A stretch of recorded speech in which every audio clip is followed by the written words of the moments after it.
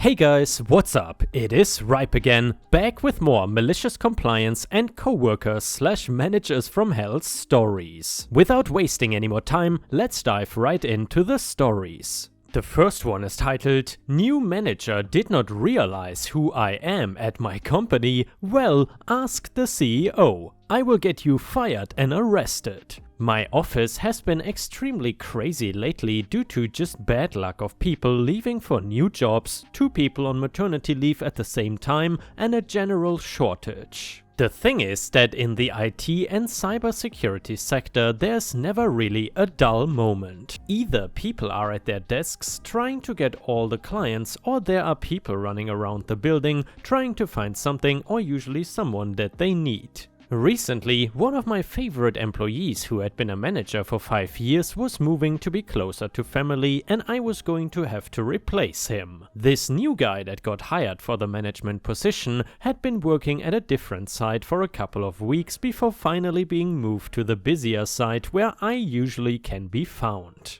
I had 3 employees call out sick, so I knew that I needed to pitch in to take some of the stress off everyone else. I was answering calls, doing runs for people to save time, and at one point I even ordered lunch, so the one guy working in the server room that day did not starve. It is important to mention for this story that I am a female, and despite what people think, none of my male employees have any problem with it. The new manager arrives half an hour late and immediately starts walking around and trying to correct people on how they are doing things. I say nothing and instead just observe for a while to see what the deal is with him. I see him checking the times that everyone is on call, and when it goes over 5 minutes, starts going up to them and saying how it is company policy that all calls should be finished within 5 minutes to maximize efficiency.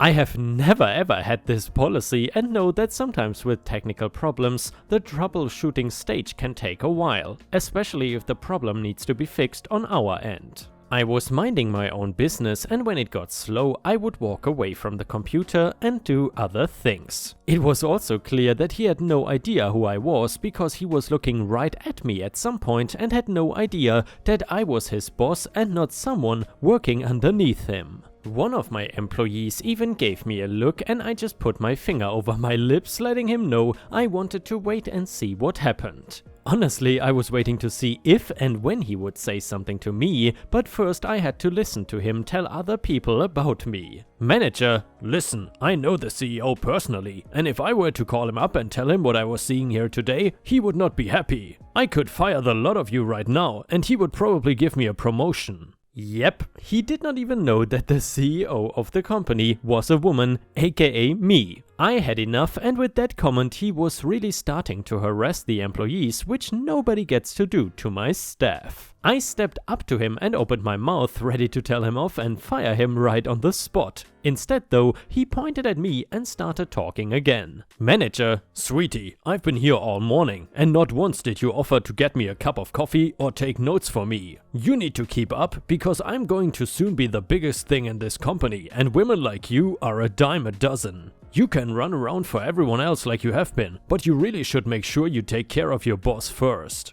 Me? You're going to be the biggest thing here? The last manager was in the position for 5 years, and I never heard of someone getting promoted that quickly up the ladder. "Manager, you seem sweet, so I'm going to let you in on a little secret of how I'm going to take this company to new heights. You can even help me out a little bit, and I will keep you around. I know computers can be hard to understand, but in this kind of business, we have access to all kinds of information for the clients. They give us access to their system, and within only a few minutes we can get into their bank and put some money away in an account they will never link back to us. Doing it at the small site was okay, but here there are many more opportunities." I was so angry that I could not even pretend to keep up the charade for another second. This guy was literally telling me that he was stealing money from my clients and trying to put it in some offshore account so that the company would become rich. Me? That's the craziest thing I've ever heard in my life. What made you think that this was an okay thing to do? That is theft. You are stealing money from people that trust the company to be secure, not to mention brushing people off the phones before they can even have their problems solved at all. You don't care about the clients of this company, do you?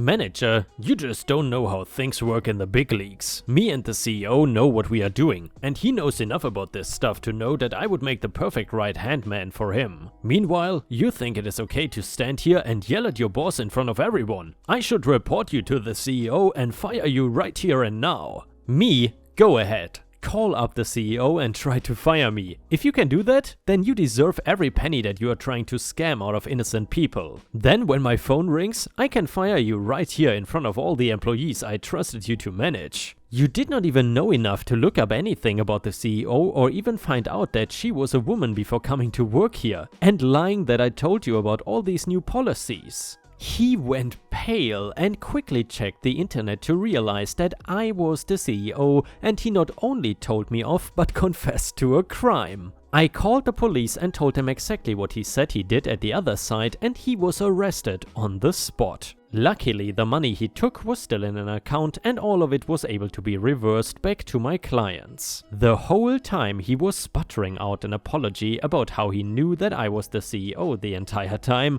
and he was just joking around. My staff all got a big kick out of watching me knock this guy off of his high horse and down to reality. I have no idea what happened to him, but I doubt with that background check any company is going to hire him as a manager or anything else. I spent more time on that floor acting as a manager and being help wherever I could, while I spent time looking for a much better human being to fill the position. My staff knew what a good manager looked like, and I told them all that I had an open door, and if any upper staff spoke to them like that, they should come to see me right away. I won't tolerate a lot of things in the workplace, and a slimy bully like that guy will top the list any day of the week. And yeah, Ripe Stars, if you ever had any horror experiences with coworkers or managers, please feel free to share them in the comments or on r/Ripe Stories on Reddit, where there is a good chance that I will read your story in a video if you post your story there. Thank you so much in advance. The next one is titled Boss Kicked Herself Out. A couple of years ago, I was working at a state government agency where my boss was a political appointee. Her mom was a bigwig in our governor's party who wrangled a political appointment for her daughter, which meant she had some clout behind her. Let's call her Shannon. Shannon was not good at her job at all. She was frequently out of the office for meetings, in other words, 2-hour lunches, coffee with friends, a bit of shopping. She was also a bully and a tyrant. She bullied her staff and would hold the threat of firing over everyone's heads to get them to do what she wanted. She was not a micromanager because she was never around enough to actually micromanage anything. And she was widely disliked throughout the entire building. This was a large agency, so to have a building where almost everyone disliked you took a lot of work. The problem is that as a political appointee, she was untouchable. The people who had the power to fire her could not because of her family. Even the number 3 person in the agency could not do it, and he was a political appointee as well. After a year of mystery meetings and time out of the office, her excuses were catching up to her. The agency director removed her from her job and put her in charge of special projects. Anyone who has worked in a corporate job knows that people get put in charge of special projects because they were largely incapable of doing their previous job. They didn't get fired, but they no longer had any power. This was Shannon's case. For a while, she seemed to get the message. She shaped up, did not have any more mystery meetings, did not disappear from the building for 2 hours, and treated people somewhat nicely. Of course, it did not last, and Shannon returned to her old ways. Around that time, we got a new assistant director. We will call her Trisha, who was also a political appointee. She was the number 2 person in the whole agency, and she was great to work for. She was very serious about her job. She had access to Shannon's electronic calendar and saw what Shannon had been up to. She then cross-checked the security logs to see when Shannon was in and out of the building. After her brief investigation, Trisha emailed Shannon with a list of dates and said, "Can you tell me more about these different meetings you were having and why they took so long?" I am paraphrasing, by the way. Well, Shannon was not having any of that. How dare Trisha call her character into question? This was an outrage. It was so outrageous, in fact, that Shannon wrote a resignation letter and slammed it down on Trisha's desk. That will show her. After a few hours, Shannon had time to think about what she had done. She remembered that she had a 1-year-old at home. She also remembered that her husband was an unskilled truck driver who made $8 an hour. Added, he was a local delivery driver for a construction firm, not a CDL driver. And she also remembered that she was the primary breadwinner for her family. She went back, hat in hand, and apologized for her attitude. She said she was willing to try harder, and she asked Trisha if she could please possibly have her letter back. Pretty please. Trisha said, "Oh, I'm sorry, you're too late. I already processed the letter and sent it off to HR. I'm afraid I cannot undo that." Do you remember in the movie The Incredibles when Mr. Incredible fought the giant ball with legs? The ball was so indestructible and powerful, the only thing that could beat it was itself. This was that moment. The previously untouchable political appointee had just been fired by the only political appointee who had that power, which was herself. And rather than protect her or do her a solid, Trisha would not undo her self-termination, she just let Shannon be her own undoing. When news of Shannon's self-firing raced through the building, you could hear the cries of, "What, are you serious?" Followed by howls of laughter as each new person heard the story. Shannon was out and everyone who had to deal with her was much happier than they had ever been in that job.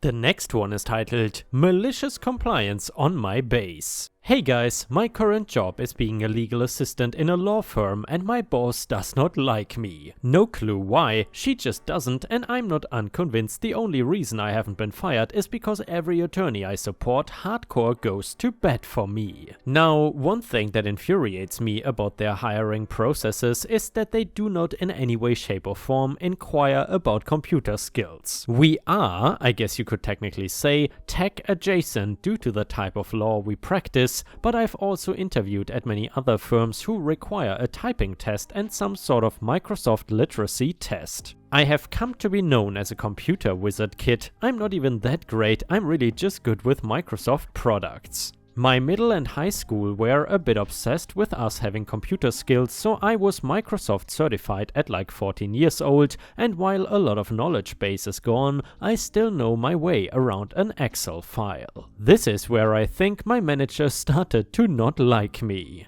Within a month of me starting, I showed her up multiple times on how to do things, but this was all one-on-one training, not like I called her out in a meeting. She would show me how to do something like say how to concatenate in Excel. I could not even tell you how she was doing it because it was so convoluted and cumbersome. I asked if I could show her how to do it properly and she said yes, and then was stunned when I did it in 2 minutes versus the half-hour explanation she had given me. Edit, I phrased this badly, the convo went more like this. I've actually had to do concatenations a lot at a previous job. I did it a little bit different. Can I show you and get some feedback on it if it would be okay to use, as I'm more comfortable doing it that way? This repeated itself with several other things, and finally I just stopped making suggestions because it became clear she did not want to hear them. Because why let someone help you become more efficient, right? As my attorneys spread my skills to the rest of the firm, I was starting to be asked to help with other people's tasks, so they were done quickly. Then other attorneys started telling their assistants to ask me for help. I never minded, as they always asked if I had time before just assuming I would help them. My manager caught wind of this and had a meeting with myself and HR that I was doing unsanctioned and unapproved training. Which were her words, not mine. I brought up that people come to me, I don't seek them out, and she said, "But you need to run everything by me." I asked if I had to do that if it was a 30-second fix, and she said yes. Okay, you got it. So I did just that. Someone asks me for help fixing a document header. Hey manager, okay if I show so and so this? Someone asks me how to make Excel columns all the same size. Hey manager, am I okay to help? Get asked how I can make it so when I copy and paste it's in the specific format. Manager, can I show them? And cover my bases, I copied HR. Want to show that I'm abiding by the rules. Multiple times a day I did this. I will give her credit, she lasted almost a month, but I was PTO 1 week. I was then told that I'm allowed to assist others with Microsoft products without running it by her. By now, I'm not asked nearly as much to help, mainly because my knowledge has spread, as I would never just do it for them, I would show them how to do whatever it was and send a follow-up email with the steps. She still is not my biggest fan, but I cannot say that I care. And yeah, guys, speaking of tests, completely unrelated, but a few days ago I discovered on YouTube these videos about speed reading. Basically, these videos show you a bunch of texts and it gets quicker and quicker the longer you watch the video. And so far I could gather that I can pretty much read without any issues up to 900, maybe even 1000 words per minute. However, everything above that is kind of impossible if you ask me. You can even try it for yourself. Just type in YouTube speed reading test and I'm curious how many words per minute you can read.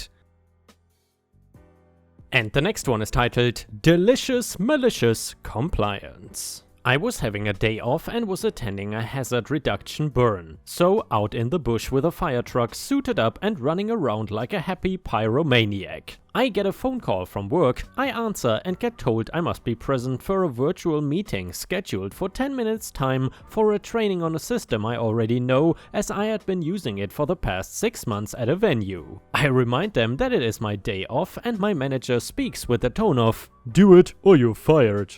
Alrighty then, first strike, the manager is late to their own meeting. The meeting eventually starts and I've connected my phone and Bluetooth earphones, my camera and mic are off because of the noise. The other firefighters are having a chuckle at my expense. Then my manager insists I turn my camera and mic on, otherwise they will mark me as absent. Alrighty then. I stand in a spot where the fire will roar up behind me somewhat safely and turn my phone camera and mic on. The rest of the firefighters go nuts with the radio chatter as the people in the virtual meeting see yours truly masked up, fully ensembled with the noise of fire roaring up behind him, the sound of the pump and the panicking radio chatter. I then end the call, manager then begins to frantically ring as she thinks she has just seen one of her better team members go up in flames. They never scheduled training on my days off after that, jumped ship to a competitor 2 months later.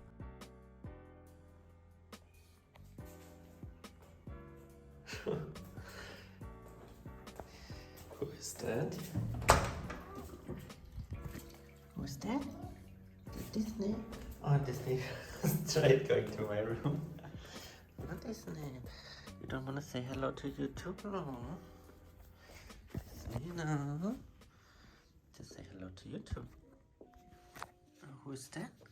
The little Disney cat? The Disney Fluffy Cuddle Monster House cat. And Fluffy Cuddle Monster House cat going back to her room.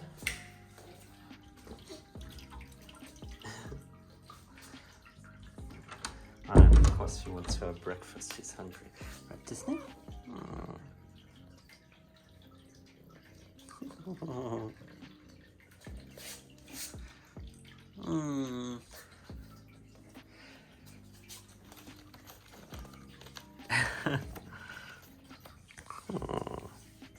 Is someone hungry, no?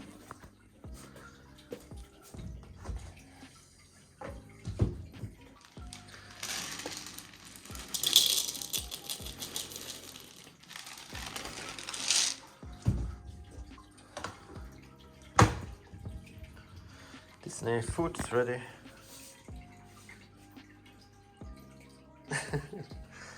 But don't eat my food.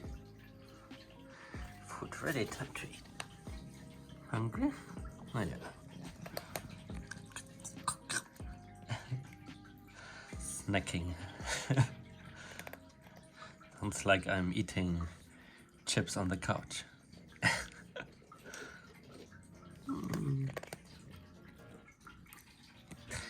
Okay, I think she says F off with the stupid camera and let me eat human. Anyway guys, thank you very much for watching and I hope to see you again tomorrow. And ripe stars, with this we have reached the end of the video. However, if you still cannot get enough of my content, then I would highly suggest to check out my endless binge watch playlist, which will soon show up in the left corner of the screen. In addition, I would really appreciate it if you could not only subscribe to the channel, but also turn on the bell notifications, which you can do by clicking on the little bell icon right next to the subscribe button. This will help my channel tremendously, and this will make sure that you don't miss any of my videos. Furthermore, if you want to see additional ripe content that I don't post on YouTube, then I would suggest to head on over to patreon.com/ripeyoutube for more than 50 exclusive videos that you will not see anywhere else. Thank you so much for your amazing daily support, and I hope to see you again tomorrow.